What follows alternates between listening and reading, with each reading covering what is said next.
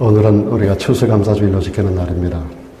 나라마다 또 교회마다 날짜를 약간 다르게 지키기도 합니다. 제가 이 사는 캐나다에서는 좀 추위가 일찍 오기 때문에 10월 둘째 주일을 추수감사주일로 지키기로 하고, 우리 고국 대한민국에서는 11월 셋째 주일을 정해서 지키기도 합니다만은, 오늘 우리는 추수감사절 땡스기빙 데이가 있는 고주간 바로 앞주일, 오늘을 우리가 추수감사주일로 하나님께 영광을 돌리고 있습니다.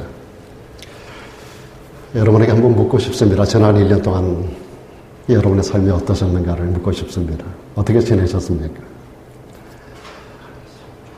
제가 한국 갔다 오니까 어떤 분은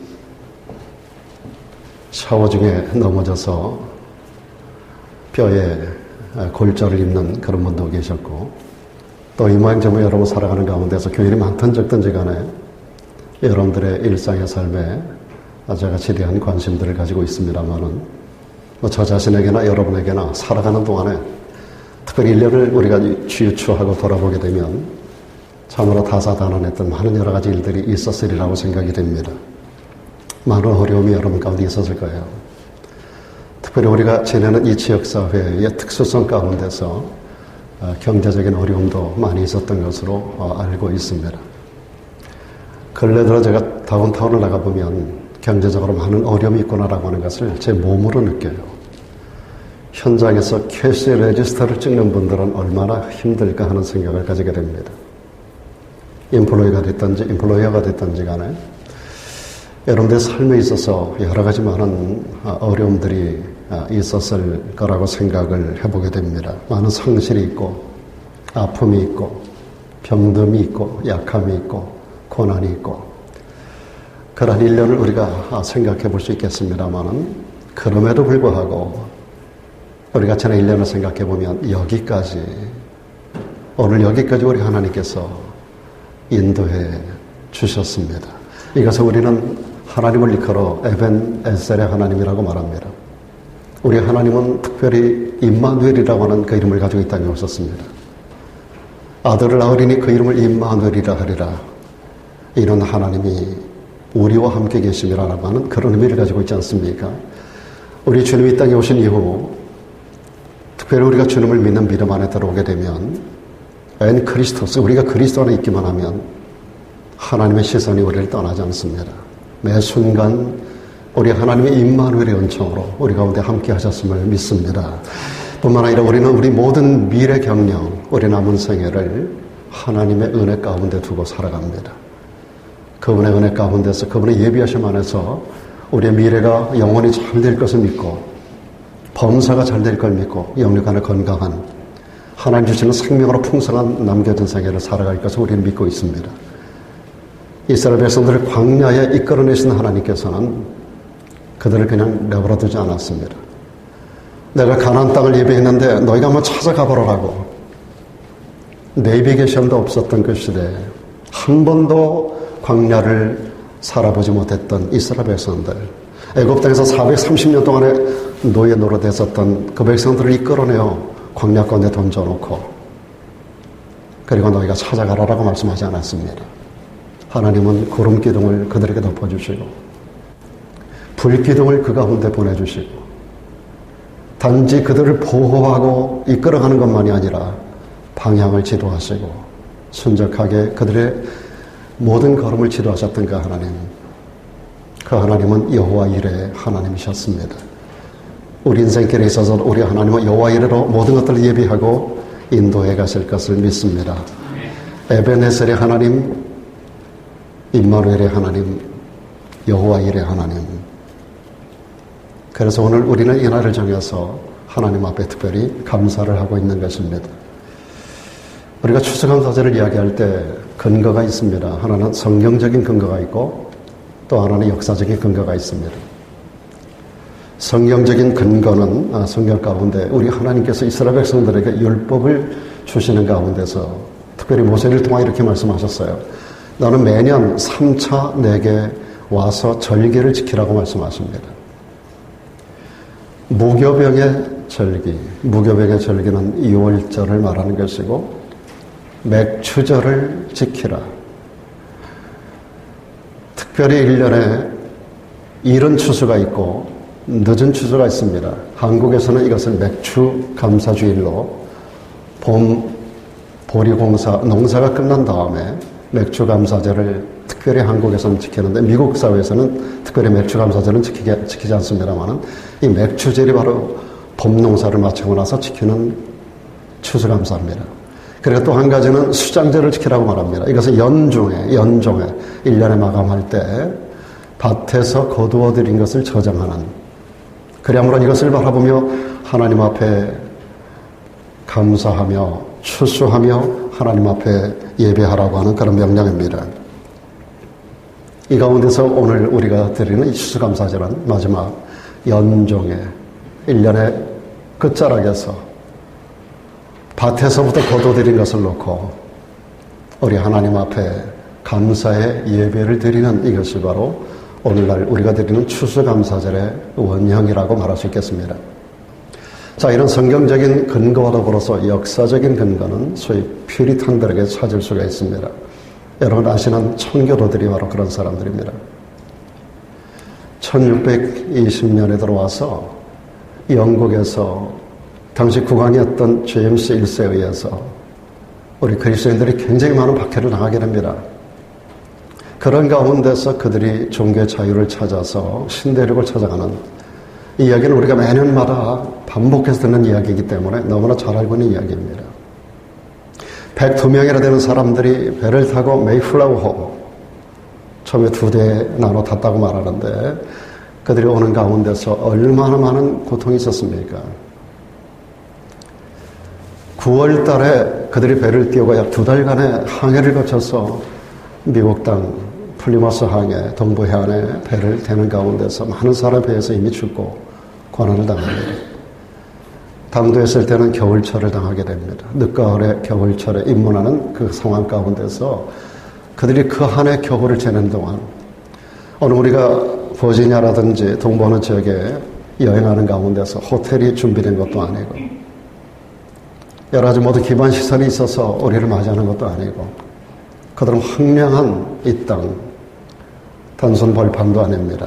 바닷가에 인접하여 강력한 바닷바람이 불어오는 가운데서 그들은 그 땅의 터를 잡기로 결정하고 예배당을 짓고 예배를 하는 가운데서 정말로 이 땅에서 우리가 어떻게 살아야 할지 그런 가운데서 그들이 그 겨울을 지내는 동안에 그 건강했던 남자들 44명이 죽었다라고 하는 통계를 가지고 있습니다. 절반 정도밖에 남지 않는 사람, 그들이 생존해서 있는 동안에도 단지 겨울의 추위만이 아닙니다. 먹고 사는 문제, 원주민들, 토착민들, 그들의 공격을 통해서 파상적으로 다가오는 수많은 위험 가운데서 참 많은 사람들이 괴혈병으로 죽고 폐렴으로 죽고 많은 어려움을 당하고 그런 척박한 어려운 환경 속에서 그들이 오직 딱 한 가지 종교계 자유, 하나님을 믿어보겠다라고 하는, 자유롭게 믿어보겠다라고 하는 한 가지 일념을 가지고 이 땅에 정착해오는 그런 가운데서도 일부 인디언들을 통해서 옥수수 심는 법을 배우고 일부 농사하는 것을 배우고 그래서 한 해가 지난 다음 가을에 첫 추수를 맞이하게 되잖아요. 그들에게 도움을 주었던 인디언들을 초청합니다. 그리고 그 지역을 돌아다니는 칠면조를 잡습니다. 이 절기가 되면 칠면조를 먹는 그런 풍습이 이때 시작이 되는 것인데 이것을 잡아놓고 얼마 되지 않는 농산물, 그 척박한 땅에 제대로 된 농사법을 가지고 농사를 제대로 지었겠습니까? 몇 마지기, 몇 에이커, 헥타르 이런 어떤 개념이 있었겠습니까? 대충 밭을 갈아서 뿌린 것에서 일부 나오는 것들, 이것을 가지고 그들에게 도움을 줬던 인디언들을 초대해놓고 하나님 앞에 눈물로 감사하는 예배를 드리게 되는데 이것이 역사적인 추수감사절의 시초입니다. 그리고 나서 약 200년 정도가 지나갑니다. 1820년대, 그러니까 말씀드렸었던 대로 200년 정도가 전 1863년에 링컨 대통령이 11월 26일을 날짜를 특정해서 감사절로 선포를 합니다. 그리고 나서 또 한 80년 정도가 지난 1941년에 미국 의회에서 국회에서 11월 넷째 목요일을 추수감사절 땡스기빙 데이로 정하고 국경일로 선포를 하게 됩니다. 지금 여러분 칼렌더에 보면은 이번 주간에 목요일 날이 빨간 글씨로 써 있을 겁니다. 이것이 바로 1941년도에 정한 국경일 제정입니다. 미국은 그 이후로 11월 마지막 주간, 오늘부터 시작해서 이 한 주간 추수감사절기로 1년 중에 가장 큰 명절로 지키고 있습니다.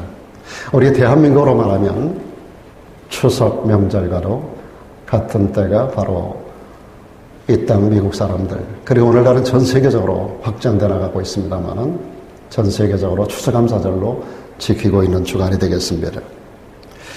그런데요, 이런 역사적이고 성경적인 그런 배경이 아니라 하더라도 우리는 처음에 말씀드린 대로 저는 1년을 우리가 돌아보면서 우리가 정말로 하나님을 믿는 사람이라면, 우리가 정말로 예수를 통하여 구원 얻은 백성들이라면, 우리가 정말로 하나님의 살아계심을 인정하는 하나님의 사람이라면 저는 1년을 돌아보며 그래도 생각이 있는 사람이라면, 그래도 하나님에 대한 의식을 가지고 있는 사람이라면 저는 1년 동안에 여기까지 인도해 주신 하나님 앞에 우리 진심으로 온 마음을 다해서 정성으로 여기 와서 대충 주머니 지갑 열어서 대충 눈에 보이는 것을 가지고 하나님 앞에 감사하는 게 아니라 정말로 준비된 것들로 하나님 앞에 감사할 수 있는 이런 절기가 되어야 할 줄로 믿습니다.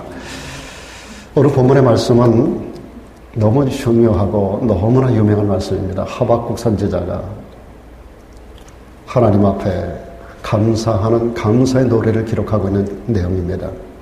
근데 여러분, 오늘 본문은 하박국의 감사의 이야기지만 하박국이 그때 당시에 처했던 상황을 생각해 보면 감사하기가 대단히 어려웠던, 너무나도 참혹했었던 그런 시대를 살았었습니다. 하박국 선지자가 활동했던 시대는 국제적 관계 가운데서 북쪽의 아수르가 멸망을 하는 가운데서 신흥 국가로 도약한 나라가 바벨론입니다. 바벨론은 아수르를 멸망시키고 애굽을 멸망시키고 그리고 주변의 모든 국가 전체를 정복해 나가는 과정 가운데서 단지 주변 국가만이 아닙니다. 이스라엘이라고 예외가 아니었었어요. 이스라엘 땅까지도 침략해 들어오는 그런 상황 가운데서 이런 시대적인 배경 가운데 기록된 것이 오늘 하박국 선지자가 기록한 이야기가 오늘 본문 말씀입니다. 당시 유대 나라는 너무나 힘이 없었습니다. 내부적으로 영적으로 썩었고 국력은 빈약했고 북쪽 이스라엘이 아수르의 멸망을 당했잖아요. 그 아수르를 멸망시킨 나라가 바벨론이에요. 신흥 강국이었었던 바벨론을 대항할 만한 정치적인 파워라든지 경제적인 파워라든지 군사력을 전혀 가지고 있지 못했습니다. 그런 가운데서 이스라엘 나라가 멸망하는 것, 유다 백성이 멸망하는 것은 시간 문제였었던 거죠. 이런 상황에서 바벨론의 침공 소식이 들려옵니다. 이 소식을 들으면서 오늘 여기 하박국이 굉장히 두려워하는 그의 마음을 오늘 본문 16절에 이렇게 적어내고 있습니다.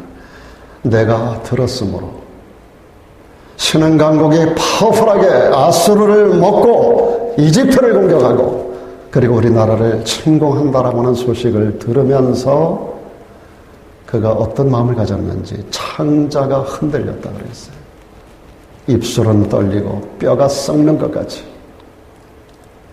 온몸이 처수에서 벌벌 떠는 그의 모습을 기록하고 있습니다. 절박한 운명 가운데 두려워하는 하박국의 마음을 잘 읽어낼 수가 있다고 생각이 됩니다. 그런데 여러분, 이 말씀은 여기서 끝나고 있지 않아요. 16절에서 중단하고 있지 않아요. 이것은 분명히 하박국이 가지고 있었던 그의 마음, 그 시대 상황을 그대로 말하고 있는 것입니다. 어찌 하박국만의 심정이었겠습니까? 당시 모든 이스라엘 백성들은 똑같은 마음을 가지고 있었을까요? 그들은 처소에서 떨지 않은 사람이 아무도 없어요. 노예가 되지 않으면 죽음이에요. 있는 모든 것은 다 빼앗겨야 합니다. 처자식은 다 빼앗길 것이고 모든 소유는 다 날아갈 것이고 어쩌면 목에 칼이 들어올 것입니다. 누가 심장이 떨리지 않는 사람이 누가 있었겠어요? 그런데 참 놀라운 이야기가 바로 뒤에 기록되고 있습니다.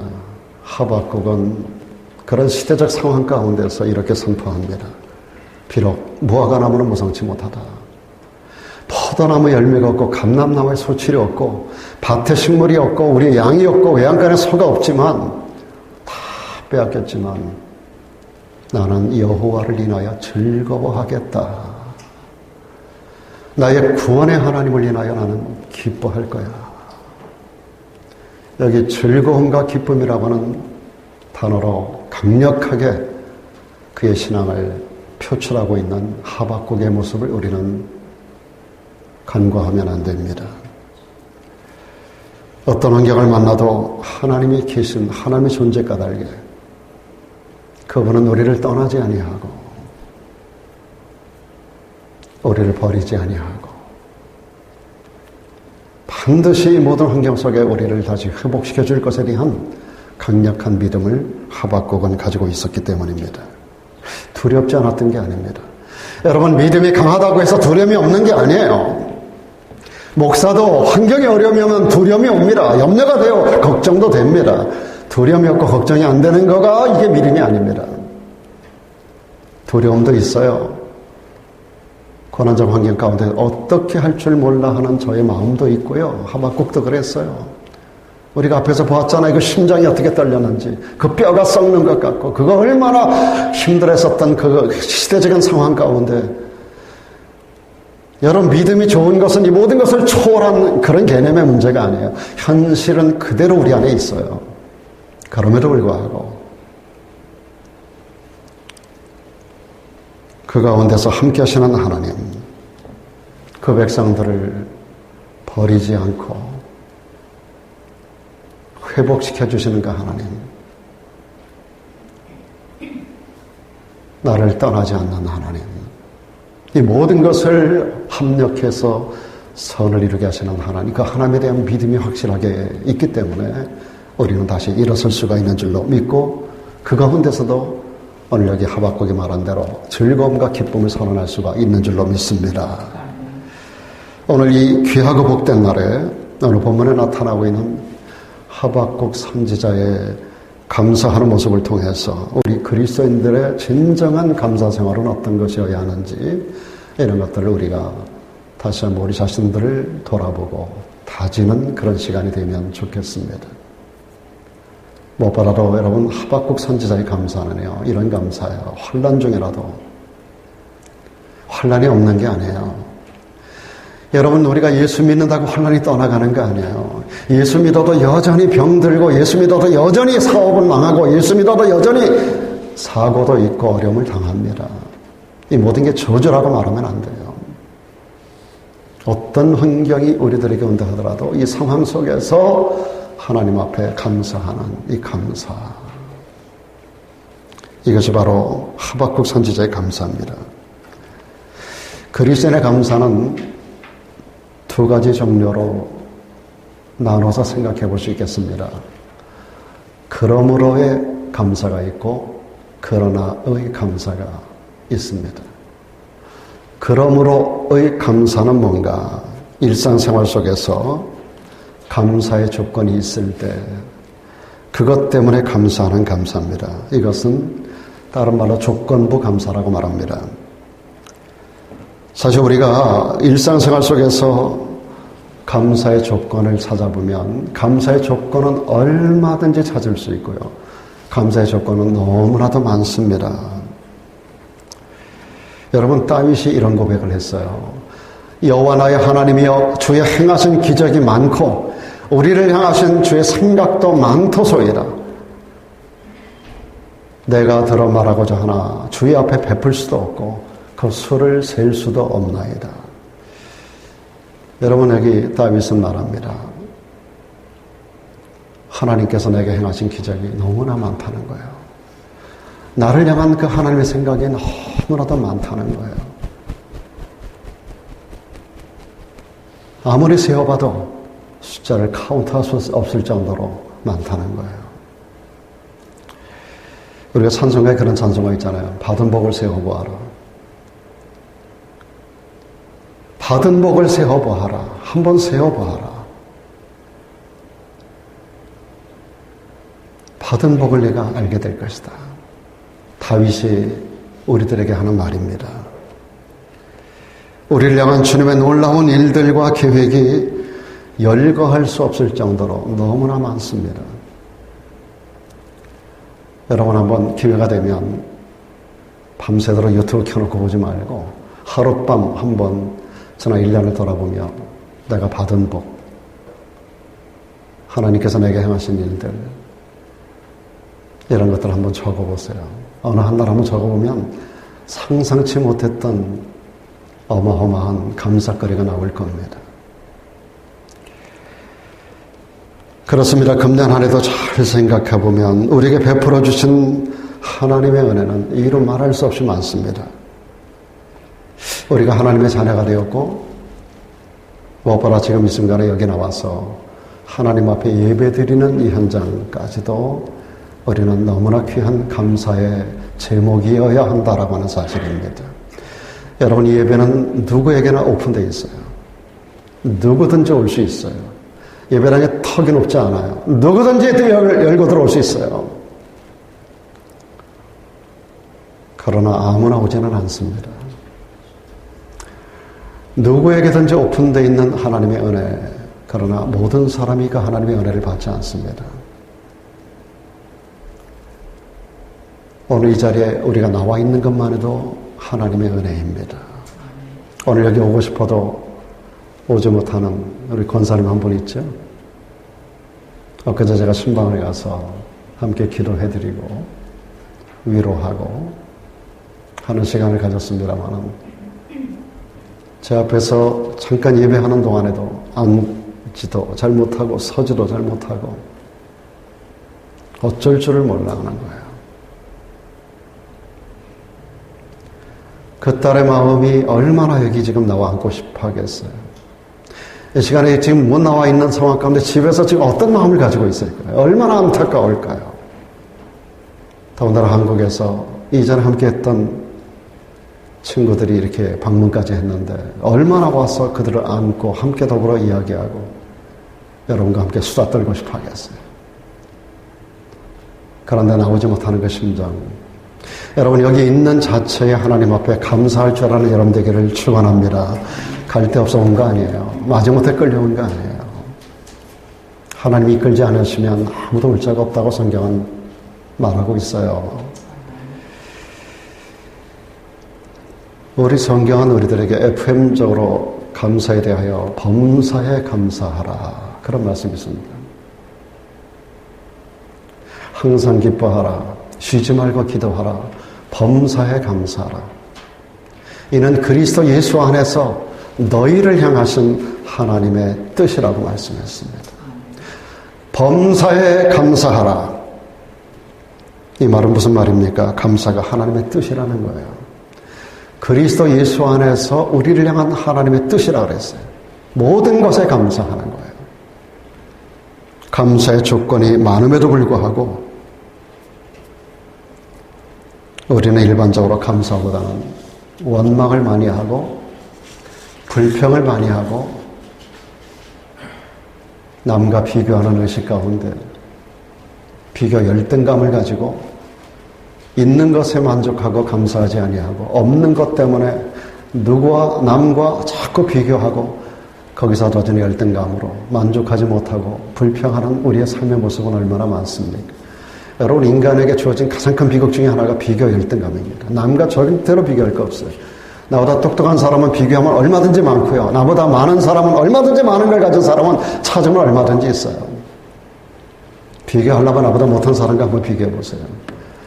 누가 그러더라고요. 통장을 가지고 디파짓돼 있는 은행 안에 여러분 어카운트에 일정 금액의 돈만 있으면 전 세계 20% 안에 든다는 거예요. 지금 어카운트 혹은 통장 하나 없는 사람들이 이 세상에 너무나 많아요, 여러분. 세계 최상위 국가에 우리가 살면서 아까 찬양 인도하는 분이 그랬어요. 우리가 가진 집, 자동차 혹은 여러 가지 그 조건에 대하여 이야기했습니다만은 우리가 얼마나 좋은 조건을 가지고 삽니까? 한국에 저도 이번에 3주 갔다가 오면서 보니까 우리가 사는 집들이 대저택이에요. 정말로 비교 우위 가운데 우리는 너무나 좋은 것들을, 많은 것들을, 귀한 것들을 받았고 누리고 살아가고 있는데 그럼에도 불구하고 우리는 얼마나 하나님께 감사하고 있는지. 여러분, 우리 존재라고 하는 것은 내 인간의 노력만 갖고 살아가는 게 아닙니다. 여러분, 밭에 농사꾼이 자기가 수고해서 땀 흘려서 농사하지만 여러분, 자기 수고만 갖고 농사가 되는 게 아니에요. 모든 일기를 주관하시는 하나님, 그 건강을, 그 호흡을 주관하고 계신 하나님께서 그 뭐 환경과 여건과 건강을 주지 않으면 부지런함만 갖고 내 노력만 갖고 내 노하우만 갖고 농사가 되는 게 아닙니다. 때를 따라 우로를 내리는 그 하나님, 여러분, 우리가 수고한다고 그런 것들이 가능합니까?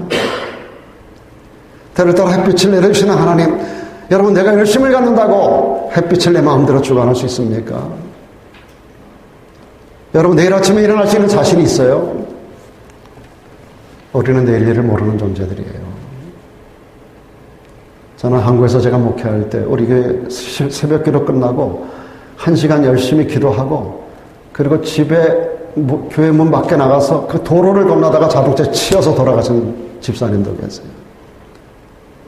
그분이 믿음이 없었나요? 돌아가실 때가 되어서 돌아가셨나요? 저는 거기에 대한 하나님의 뜻을 지금도 묻고 계십니다만은, 여러분, 우리는 내일 일을 자랑할 수 있거나 내일 일을 우리가 확신할 수 있는 사람은 아무도 없어요. 우리는 내일에 대한 많은 기대가 있고 많은 계획을 가지고 있어요.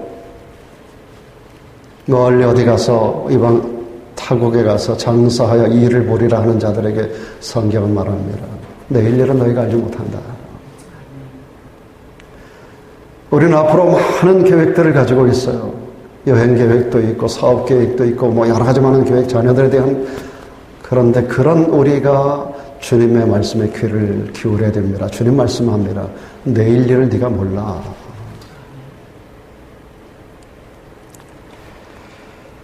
우리가 하나님의 은혜 가운데 살면서도 내가 노력해서 내 인생을 살아가는 것처럼, 여러분, 인생의 가장 어리석은 게 나요 하는 거예요. 나요. 모든 게 다 나요. 내가 다 하는 거예요. 성경은 우리들에게 주여라고 말씀하라고 말합니다. 주님이 하시는 것이지 내가 하는 게 아니에요. 내가 사는 게 아니에요. 주님이 살게 하심으로 내가 살아가는 거예요. 주님이 해주심으로 내가 하루하루의 삶을 살아가는 거예요. 이것을 잊고 산다면 우리는 하나님 앞에 배은망덕의 죄를 짓고 살아가는 것입니다. 그러므로 감사의 조건을 찾아서 하나님 앞에 감사할 줄 아는 성숙한 저와 여러분 모두가 되기를 주님의 이름으로 축원합니다. 우리 그리스도인들 한 걸음 더 나가서 그러므로의 감사에서 이제는 그러나의 감사를 할 줄 알아야 돼요. 그러나. 하박국 선지자의 감사가 바로 그러나의 감사입니다. 이것은 그럼에도 불구하고의 감사입니다. 그럼에도 불구하고.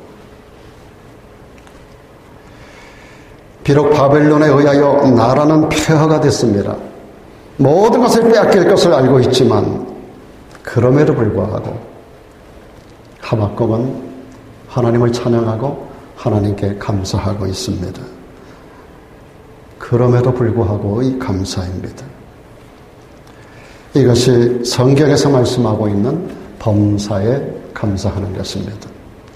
여러분, 하박국 말고도 성경에 위대한 감사의 사람들이 많아요.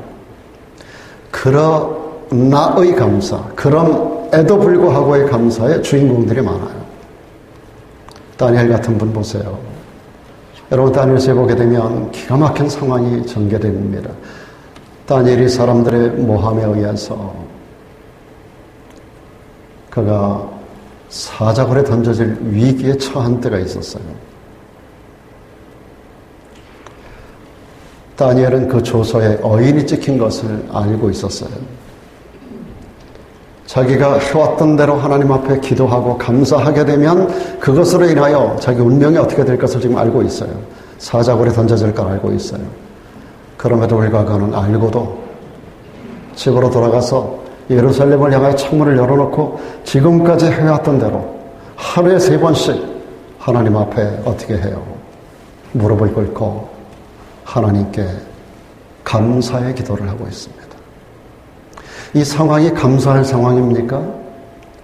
지금 잡혀 죽임을 당할 수밖에 없는, 사자밥이 될 수밖에 없는 상황인데 그럼에도 불구하고 그는 하나님께 감사하는 거예요.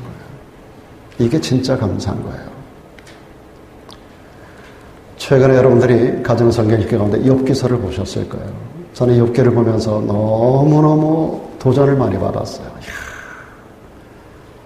내 몸에 나는 조그만 어려움이 와도 아이고 하면서 뭐 불평한다기보다도 감사하기가 참 어려운 나의 나된 모습을 발견하게 됩니다. 욥은요, 동방의 가장 큰 부자였었고요, 가장 큰 의인이었었고요, 가장 큰 자였고요, 하나님을 가장 잘 믿었던 사람이에요. 어느 날 그가 하루아침에 모든 게 다 없어져 버리고 말아요. 모든 소유는 다 날아가고요, 자식들 10명은 한순간에 다 죽음을 당하고요, 자기 몸은 악창이 들고요, 구더기가 온몸에 옷처럼 둘렀어요. 구더기가 몸성한 것 하나도 없어요. 그의 아내까지도 하나님을 원망하고 저주하고 죽어버리라 하고 떠나고, 친구들은 와가지고 위로하는 게 아니라 네 죄 때문이라고 그를 공박하고, 모든 그동안에 함께 밥상을 나눴었던 모든 친구들은 다 떠나가 버리고, 정말로 인간이 당할 수 있는 모든 고난을 한 몸에 짊어지고 있었던 욥. 그러나 이 절망적 환경 속에서도 욥은 이랬습니다. 욥이 일어나 겉옷을 찢고 머리털을 밀고 땅에 엎드려 하나님을 경배합니다. 하나님을 경배합니다. 내가 모태에서 적신이 나와 싸운 적, 또 적신이 그리로 돌아가 볼지라. 그러면서 그는 말합니다. 이 모든 것 주신 분이 하나님이었었어. 내 것은 하나도 없어. 그분이 다 가져가는 건 마땅할 수 있어. 모든 것을 주신 이가 여호와시여, 그분이 취하여 가신 것도 그분이라는 거예요. 그러므로 내가 할 수 있는 것은 원망 불평이 아니라 여호와의 이름이 찬송을 받으실지로다. 하나님을 그 상황 속에 찬송하고 있어요. 여러분, 찬송가에 불평하는 가사가 있었던가요? 전부 감사하는 거 아니에요? 하나님을 높이는 거 아니에요? 이 모든 일에 욥은 범죄하지 않았다. 원망하거나 불평하거나 탄식하지 않았다. 하나님을 향하여 어리석게 원망하지 아니하였다. 하나님을 원망하고 죽어버리라고 말하던 그 아내에게 당신은 왜 그리도 어리석으냐라고 욥은 말했습니다. 신약 성경에서 여러분, 사도 바울이 얼마나 위대한 사역을 감당해 나갑니까? 그러나 참 피곤하고 어려운 사역의 여정을 걸어갑니다. 복음을 전하고 귀신 들린 자리에서 귀신을 쫓아내고 병을 고쳐주고 지역을 복음화시켜 나가는 과정 가운데서 그가 고소를 당하고 관가에 끌려가고 매를 맞고 온몸에 피고름이 낭자한 가운데서 감옥에 던져지고 양발은 착고에 채우고 온몸은 쇠사슬에 묶이고 빛 한 점 들어오지 않는 감옥. 그 감옥에서 갇혀있는 상황 가운데서도 여러분 아시죠? 사도 바울은 어떻게 합니까? 하나님을 찬양합니다. 그럴 때 착고가 풀어집니다. 쇠사슬이 풀어져 나갑니다. 감옥문이 열립니다. 지키던 간수가 회개합니다. 간수의 집이 교회가 됩니다. 필리포 지역에 하나님의 나라가 확장되어가는 위대한 역사들이 이루어집니다. 이런 감사의 사람들을 하나님은 사자굴에서 건져내고 절망적 상황에서 구원하고 귀로만 듣는 하나님을 눈으로 보여주시고 감옥에서 건져내고 하나님 나라를 확장시켜낸 역사 속에 쓰임받는 위대한 도구들로 그들을 바꿔주셨어요. 어느 시대든지 감사는 기적을 만듭니다. 감사는 상황을 바꾸는 능력이 있습니다. 감사는 쓸모없는 자를 쓸모있는 인생으로 바꿔줍니다. 감사의 기도는 전능하신 하나님의 손을 움직이는 기적의 역사를 만들어냅니다. 감사의 삶은 그 인생을 윤택한 인생길로 이끌어가는 능력이 있습니다. 그래서 하나님은 이렇게 말씀하십니다. 감사로 나에게 제사를 드려봐. 감사로 나에게 제사를 드려봐. 감사로 제사를 드리는 자는 나를 영화롭게 하는 것이야. 그러면 내가 가만히 있지 않을 거야.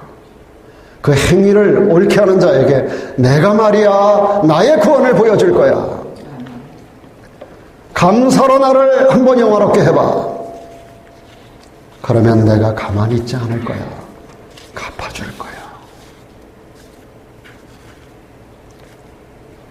따지고 보면 하나님의 사랑도 그럼에도 불구하고의 사랑 아니겠어요? 여전히 범죄하였음에도 불구하고 하나님 마음에 드는 구석이 하나도 없음에도 불구하고 죄로 인하여 죽어서 지옥에 가는 것이 마땅함에도 불구하고 그 하나님은 우리를 위하여 당신의 독생자를 보내주셨어요. 그분은 이 땅에 오셔서 십자가에 자기 몸을 던지셨어요.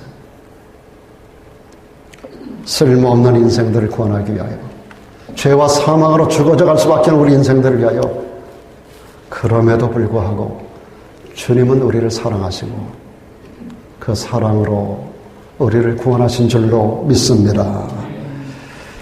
예수 그리스도의 보혈은 우리의 모든 죄와 허물을 덮어주는 능력입니다. 사망과 지옥 권세를 넘어서게 하는 능력입니다. 그러므로 구원받은 우리 성도들은 어떤 상황에도 불구하고 그럼에도 불구하고 그러나 그리 아니하실지라도 의 감사가 우리들에게 있어야 할 줄로 믿습니다. 라르도스교회 성도 여러분, 오늘 성숙한 그리스도인들로 한 걸음 더 도약하는 여러분 되기를 축원합니다. 그러니까 감사가 아니에요. 그러므로의 감사에서 머무르면 안 돼요. 우리는 그리 아니하실지라도 그러나 의 감사가 있어야 돼요. 또 한 가지 하박국의 감사는요, 아무것도 없었지만 아무것도 없음에도 감사하는 감사였었어요. 우리가 잘 될 때 감사하는 거 쉬운 일입니다. 수입이 많아질 때 감사하는 거 누구나도 할 수 있는 거예요.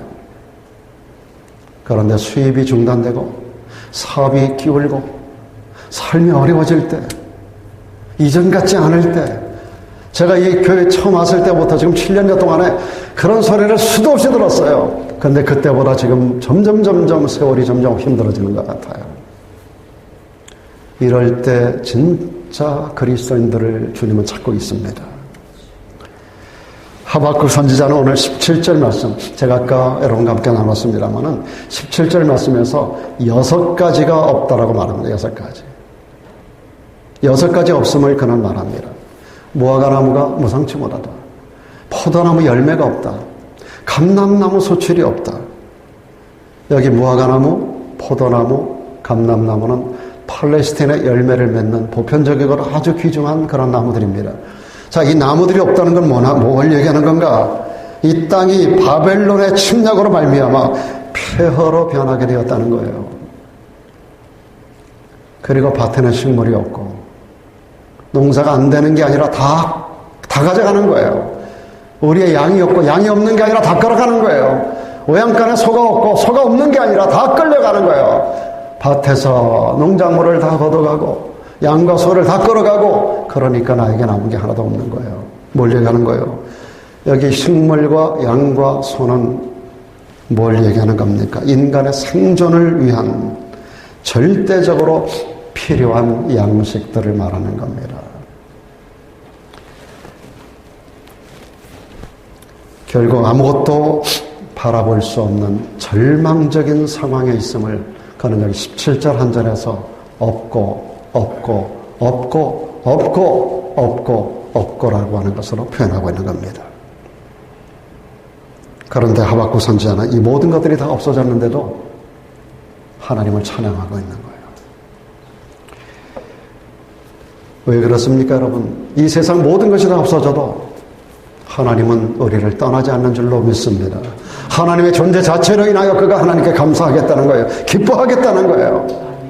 그 하나님은 결국 원점으로 모든 걸 회복시켜 줄 것을 믿었기 때문입니다. 여러분, 욥기 1장과 2장에서 욥은 모든 것을 빼앗겨요. 모든 것을 잃어버려요. 모든 것이 상실해요. 모든 것이 없어져요. 그러나 그가 범죄하지 않습니다. 그 상황 속에 어리석게 범죄하지 않아요. 이 모든 환경 속에서도 주신 이가 하나님이라면 가져가시는 이도 하나님, 내가 할 것은 하나님께 감사하고 찬송할 것이라고 하는 그가 결국은 욥기 마지막 42장에 와서 그 하나님께서 이 모든 것들을 회복시켜 주시는데 두 배로 갚아줘요. 숫자가 다 나와요. 숫자가 2배로. 10명의 자식은 10명의 자식으로 다시 갚아주시고, 자손 3대를 더 보며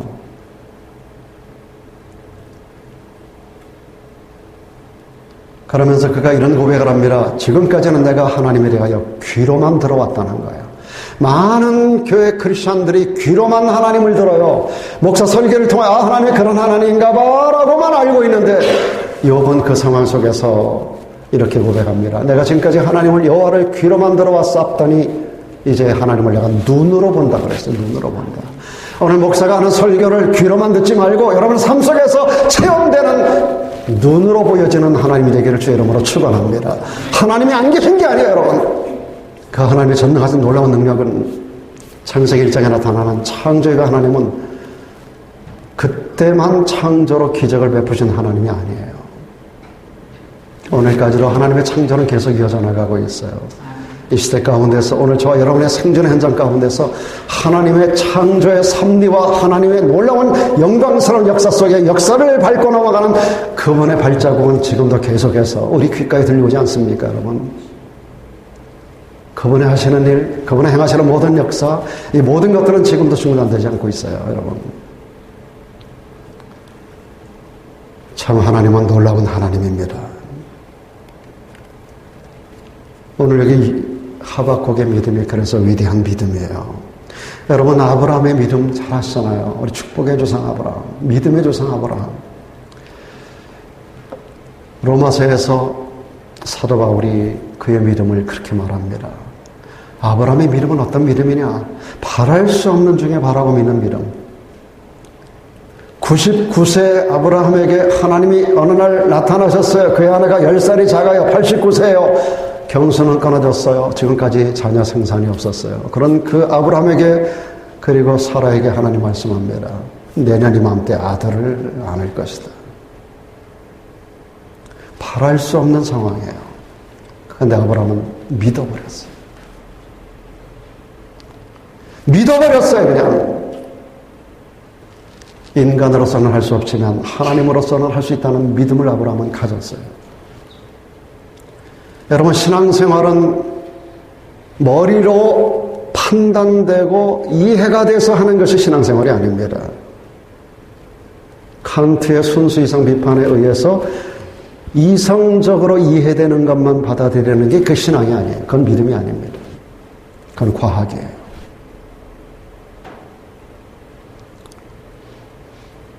그런 관점으로 성경을 바라보면 하나도 믿어질 게 없어요. 많은 사람들이 그래서 신앙생활을 하다가 중단하고 교회를 떠나가고 그렇게 합니다. 체험이 없는 거예요. 저는 제가 처음 예수를 만났을 때로부터 오늘날까지 어느 하루도 하나님의 살아계심을 제가 그냥 이렇게 못 느껴본 적이 한 번도 없어요. 하나님이 안 계시다고 생각하는 게 너무 이상해. 너무너무 하나님의 살아계심이 나에게 이렇게 확신적으로 와. 사랑하는 성도 여러분, 하나님 살아계심이 믿어지십니까? 그분은 죽은 자를 살려내시고 없는 것을 있는 것처럼 부르시는 하나님이에요. 믿습니까, 여러분? 그래서 사도 바울이 아브라함 같은 믿음을 우리들에게 가지라고 말하면서, 아브라함의 믿음이 뭐냐? 바랄 수 없는 상황이야. 경제적으로, 환경적으로, 가정적으로, 우리 미래사에 대한 불투명성으로 세계적인 상황 속에서, 혹은 미국에 경제 공황이 온다는 소식도 있고, 뭐 여러 가지 많은 소식이 있어도 여러분 바랄 수 없는 상황 가운데 있지만 바라고 믿는 믿음, 그 믿음이 그 품에 아들을 안겼고, 그 아들을 통해서 후손 가운데 오늘의 이스라엘 역사가 만들어지는 과정으로 하나님이 역사를 주관해 주셨던 것입니다. 우리가 살다 보면 병들 수 있어요. 살다 보면 상실하는 일들이 와요. 살다 보면 사고도 와요. 살다 보면 어려운 일이 와요. 원치 않는 많은 어려움들이 옵니다. 그러나 이런 것들은 잠시 왔다 가는 것뿐입니다. 욥의 고난은 영원히 지속되지 않았어요. 사도 바울의 옥중의 고난은 계속 컨티뉴하지 않았어요. 이 또한 지나가리라라고 하는 믿음을 욥이 가졌고, 다니엘이 가졌고, 그리고 오늘 본문의 주인공인 누가? 하박국이 가졌어요. 이 또한 지나가리라. 그러므로 우리는 어떤 상황에서도 이렇게 고백해야 됩니다. 주님, 나 주님 없으면 안 돼요. 나 주님 없으면 안 돼요. 여러분, 때로 남편 붙잡고 나 당신 없으면 안 돼. 이건 어리석은 이야기예요, 여러분. 정말로 없으면 안 되는 그분은 주님이에요. 나 주님 없으면 안 돼요. 여러분, 주님 붙들고 늘어지셔야 돼요. 창세기 28장에서 야곱이 외삼촌 라반의 집으로 도망가는 과정 가운데서 광야에서 하룻밤을 지새는 가운데 그를 찾아오신 하나님을 향하여 그 다리를 붙잡았어요. 그리고 32장에서 야복강 나루터에서 그를 찾아온 여호와의 사자의 다리를 붙잡았어요. 나를 축복하기 전에는 놓을 수 없다라고. 놔라 이놈아, 놔라 이놈아, 내가 가야 된다라고 말할 때 안 돼요. 하나님 나를 붙잡아. 내가 나에게 복 주시기 전에는 나를 이겨 놓을 수 없어요. 환도뼈를 내리칩니다. 다리를 접니다. 그럼에도 불구하고 그는 놓을 수 없어요. 당신 없으면 나 안 돼요. 당신 축복하지 않으면 나 안 돼요. 내 이름이 무엇이냐? 야곱입니다. 이제는 야곱이라 하지 마라. 내 이름을 이스라엘이라 하리라. 하나님과 겨루어 이겼습니다. 하나님이 힘이 없어 우리들에게 져주시는 게 아니라 매달리는 자식을 위하여 져주시는 거예요. 이 세상에 어떤 아빠가 어린 자식과 씨름하여 이기는 아빠가 있던가요?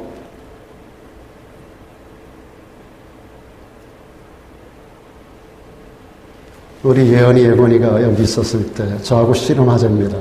제가 그놈들을 엎어맬 힘이 없나요? 100번 씨름하면 제가 다 졌어요. 져주는 것이지요. 어떤 아빠가 자식과 더불어 싸워서 이기는 아빠가 누가 있던가요?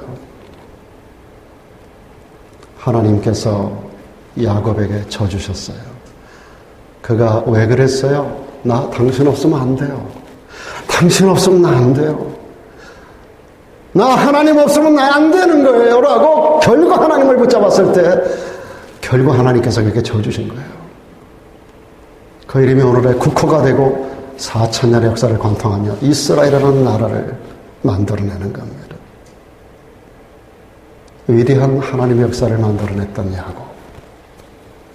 사랑하는 여러분, 오늘 저도 여러분도 이런 고백이 있었으면 참 좋겠습니다. 이 감사절에 마지막 한 가지만 더 간단히 말씀드리겠어요.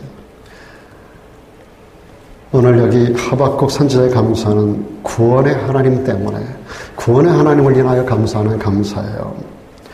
하박국 선지자가 환난을 당하고 아무것도 없는 절망적 상태에서도 감사할 수 있었던 것, 그것은 하나님이 구원해 주실 것을 믿는 구원의 소망이 흔들리지 않았기 때문이었습니다.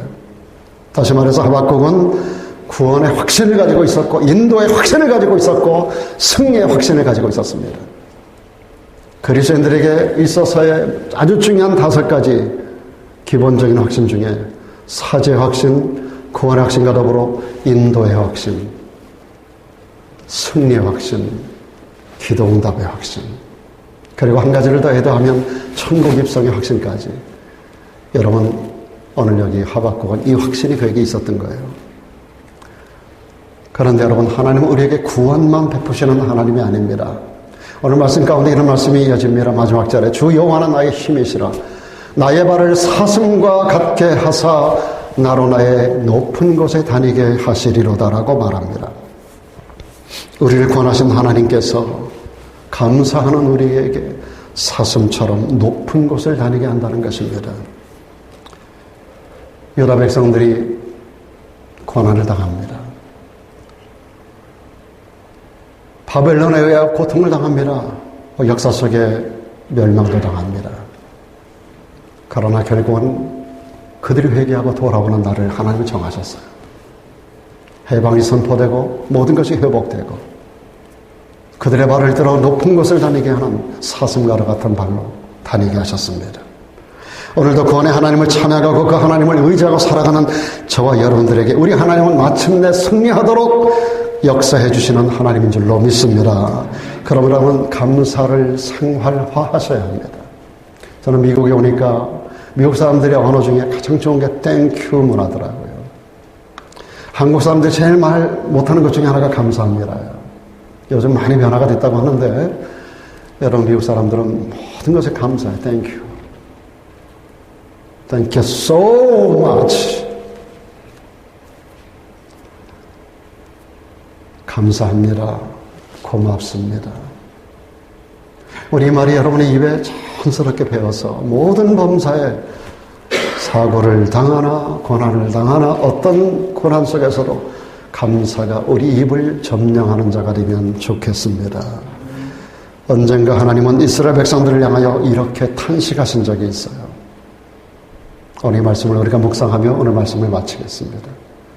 소는 그 임자를 안다.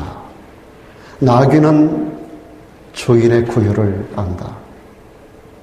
그런데 이스라엘 이놈들아, 야 이놈들아, 이스라엘은 주인도 알아보지 못하느냐. 나의 백성 된 이놈들아, 너희들은 깨닫지 못하느냐. 여러분, 굉장히 중요한 도전적인 말씀입니다. 오늘 이 말씀을 여러분 마음에 담고 가십시오. 소는 그 임자를 안다. 임자의 고마움을 안다는 거예요. 나귀는 주인의 구유에 때를 따라 그 구유가 뭐예요? 밥통 아니에요? 먹을 것을 주는 주인의 고마움을 안다는 거예요. 그런데 이스라엘은 아무리 부어줘도 매일같이 만나를 내려줘도 의복이 헤어지지 않게 발이 부르트지 않게 매일같이 구름기름 불구름을 덮어주고 인도해가도 주인 되신 하나님을 몰라라 하고 베푸시는 하나님을, 그 은혜를 깨닫지 못하는 그들을 향하여 우리 하나님이 탄식하는 이야기입니다. 그 가운데 저와 여러분이 있지 않았으면 좋겠습니다. 감사가 없는 자는 짐승마다 못하다는 뜻이에요. 이 말은 짐승도 주인의 베푸시는 은혜에 감사할 줄 안다는 거예요.